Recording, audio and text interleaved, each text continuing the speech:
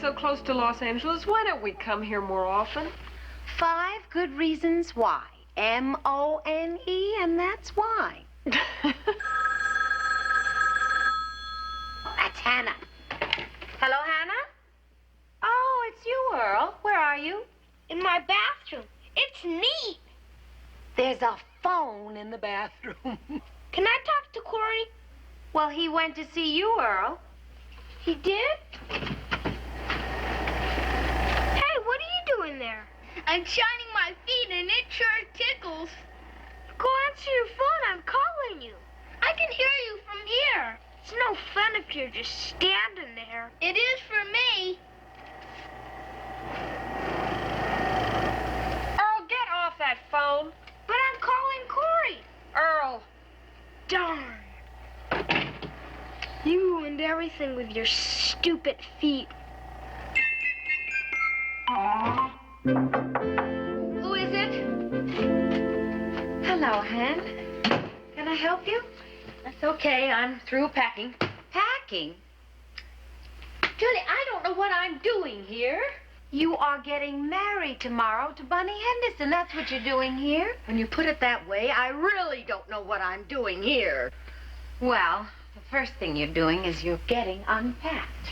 I've unpacked 3 times and packed 4. Every time I open up this suitcase, it seems like I'm unpacking my hopes. And then repacking your dreams. That's just it. Maybe they are just dreams. Middle-aged dreams of 2 people who barely know each other. What are you talking about? Look at these, Julia. Oh, I love it, of course. But I have the feeling Bunny's looking at me through rose-colored roses, like a 23-year-old in love. Is that bad? Not if you are 23. The only important thing is that you are in love. How many people find that at any age? Of course, you're right.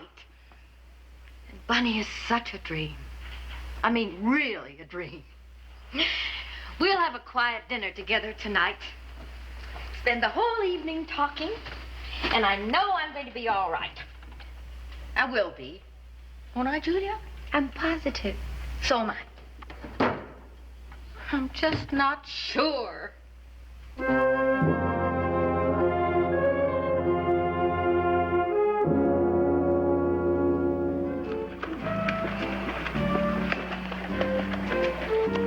Oh, Corey. No, no. I've been telling you again and again. Look, if you're going to learn how to swim, you've got to get your head in the water.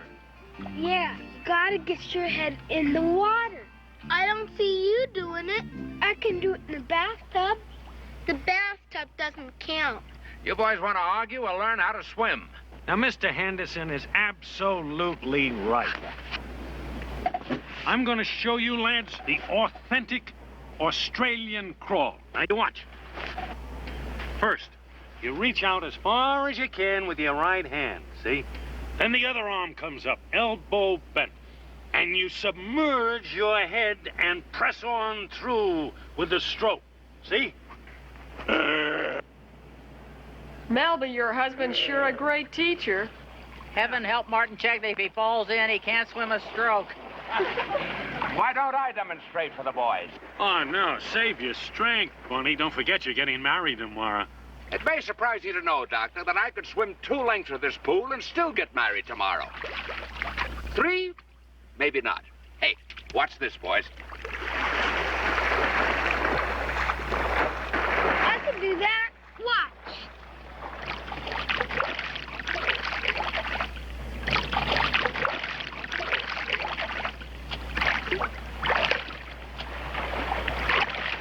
Hey, no fear. You're walking on the bottom. Am not. Then what are your feet doing down there? We'll have to put them somewhere. But not on the bottom. Now, boys, do you want to learn how to swim? I want to learn. He wants to walk on the bottom. I am not walking. R2 are not. Boys, stop it. Earl J. Boys, stop. Oh, Bunny, wait, that's not fair. You know, he could drown without even slipping off the side?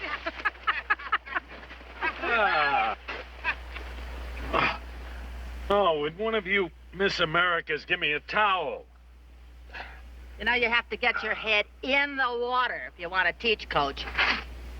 Now, my back seat driver is my back pool driver. Just in time, Julia. We could use a second referee. I'll take the boys and you take the Chegleys.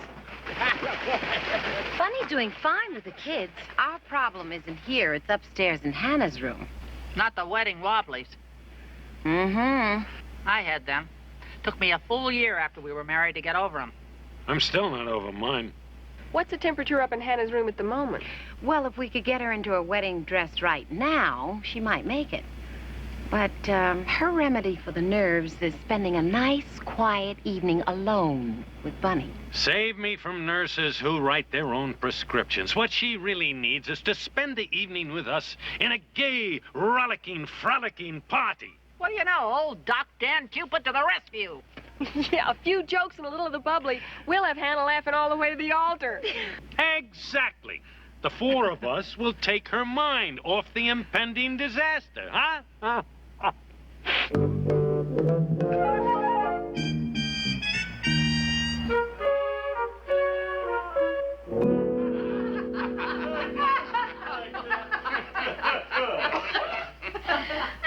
To the boy from Syracuse. Oh, this is for you, dear. From Julia. Oh, Julia, how thoughtful. Open it. Well, every man should have one, a miniature Derek. What does the card say?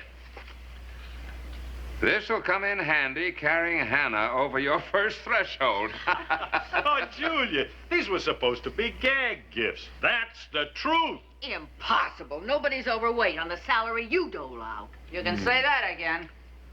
You know, Mother always warned me about marrying an older woman. Older than you? Please, folks, stop bickering. You're setting a bad example for Bunny and his child bride. Oh, I wish Corey and Earl could have stayed up for this. By now, so does their babysitter. To the loving couple for their wedding night. Oh, can we open this in mixed company? I hope this gift isn't rated X. Well. 2 rocks and a box of matches? To keep your feet warm while you're watching TV. Oh, very good. Your friends have quite a honeymoon planned for us. Well, now, if you all wouldn't mind, I'd like to say a few words. You say just as many as you want to, brother, because once you have said I do, there will be very few indeed. Well, I must say, at first I was a little worried that you might resent my stepping in and taking a member away from this warm, happy family. But it's obvious to see that a wonderful person attracts wonderful friends. And on the other hand, a person like Hannah attracts friends like us. Martin, you're all heart. The only time I've ever seen him choked up was with a halibut bone in his throat. Well, I know you'll forgive me for taking her away because, quite honestly, I need her more than you do. Frankly, I just about given up hope of ever finding someone as wonderful as Hannah. But you walk around a corner in Rome, and the next thing you know, 2 people who barely know each other fall in love. Doctor, how about a toast to the happy couple? Me? Well, this is indeed a bittersweet moment. After 10 long years of loyal, staunch service, there will be an empty cap at Astrospace Clinic. Hear, hear. That cap will be freshly laundered and retired from service. But the memory of the woman under it shall be forever cherished in my heart. Will I miss her? Oh, you bet I will. Along with every grouchy, cantankerous, and rasping remark she ever made. You know, with her around, a man doesn't have to get into an automobile accident. He can get a whiplash from her tongue. So funny. Oh, sweetheart, come on. Doc's only kidding. He is not. He knows me better than you do. If you think you're marrying little Miss Meek, then maybe you haven't taken a long enough look. But I have looked, and I see a warm, wonderful Don't woman. tell me what you see. I know what I am, but I don't think you do. And maybe you never will. We are strangers. Maybe we should just leave it that way. Hannah, honey. Don't Hannah, honey me. This warm, wonderful woman is about to take a warm, wonderful rain check on this warm, wonderful wedding.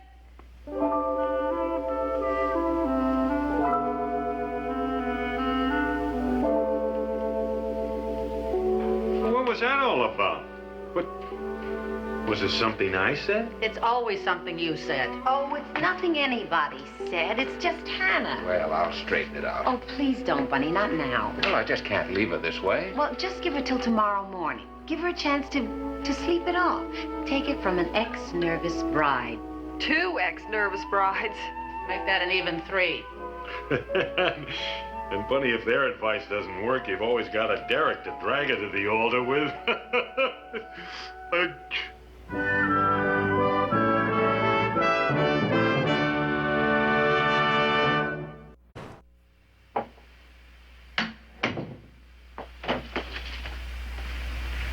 Hannah? Hannah, it's Julia. Can I talk to you? Not about the wedding, because there's not going to be one.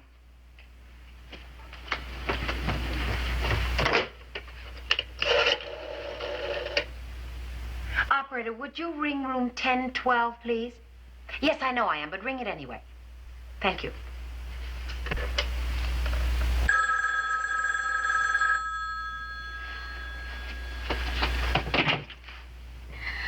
Hello?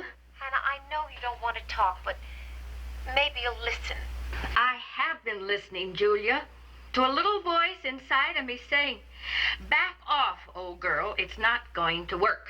Well, it's obvious you've been listening to the wrong people. It was going to work when you came up here. None of us came along to gamble, you know. Neither did I. That's why the wedding is off. Just like that, it's off, huh? You were in on that little scene last night, Julia. Bunny doesn't know me. And after what he heard, he probably doesn't want to. Old Sawbones wasn't out of line. He knows me for what I am.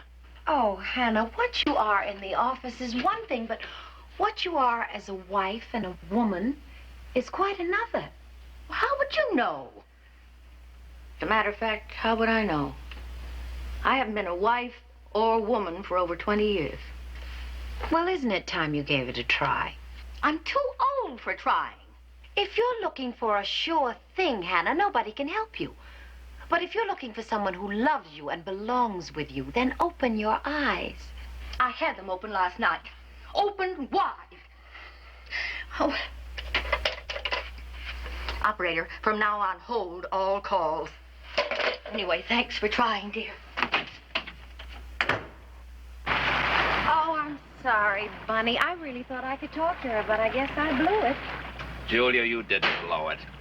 She has a date with me at the altar, not with her friends. Now, Bunny, if you want to keep that date, give a woman and her intuition another swing at it. You see, Hannah and I go back to student nursing days together. Well, since Hannah and I only go back to days in Rome together, okay. Trust little old matchmaker me. Well, somehow the little old matchmaker looks older and wiser. I'm sorry, Bunny. I just couldn't make a dent. I never did believe in a woman's intuition anyway. Dr. Checkley, we need you to teach us. Yeah, and bring another quarter. Boys, Dr. Chegley didn't come all the way up here just to teach you how to swim. No, he came up here to break up a wedding. Dr. Chegley came up here to give a bride away, and I'm about to see that he does. I'm about to see that I do. Let's see if Big Mouth can get you out of this as easily as he got you into it. Mind letting me finish packing? Now, Yarby.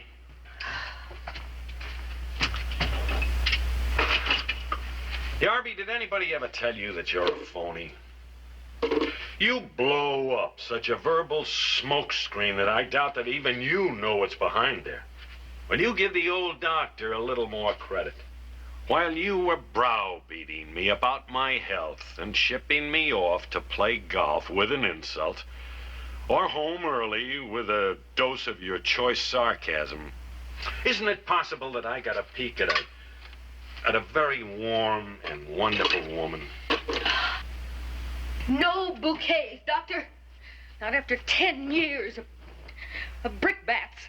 Okay, that's been our chemistry, so I'll continue tossing the brickbats. But, Yarby, give the man who discovered what you really are a chance at tossing the bouquets.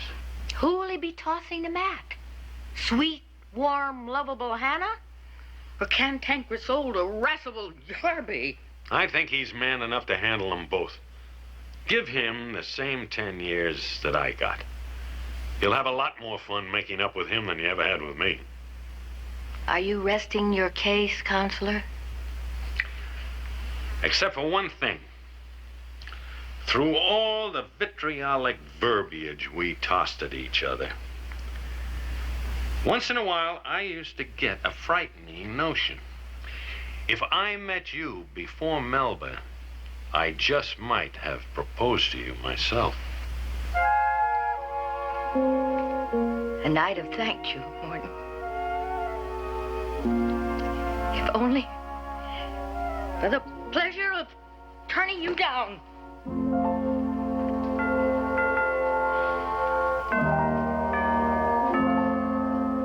She'll be here, I tell you. I convinced her. Maybe you convinced her, but you haven't convinced any of us. Why did Julia have to go back up after her? Now, Hannah came up here to get married. She's too stubborn not to go through with it. I know she'll be here. If it's gonna be any longer, can me and Glory go wait in the pool? If it's gonna be any longer, we'll all wait in the pool.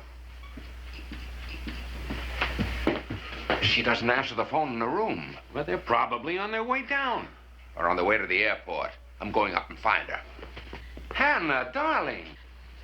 I hurried as fast as I could. I didn't want you to get started without me.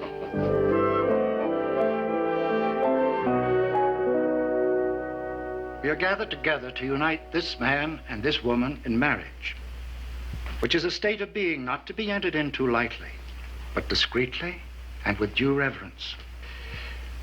Who gives this woman to be married to this man?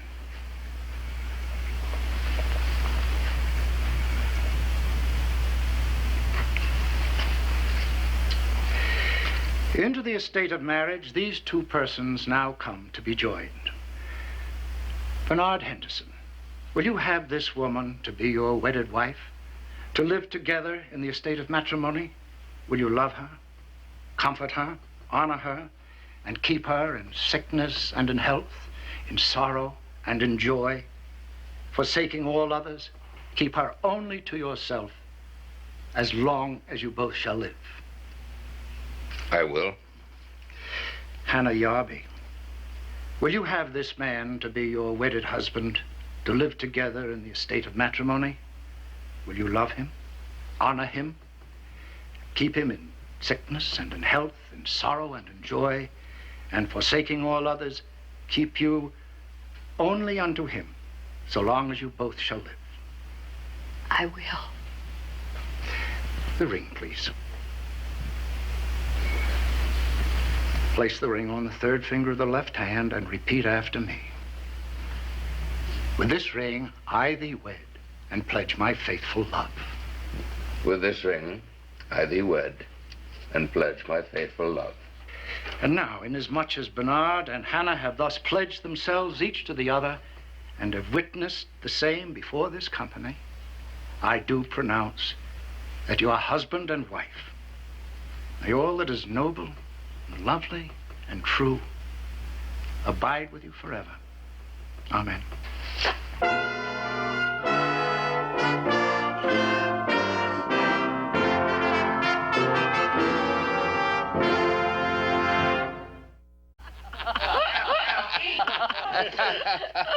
Oh, another toast.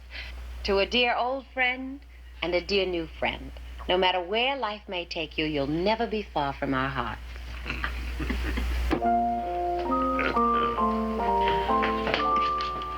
Are you gonna make some toast, Dr. Chickley? I think not, my son.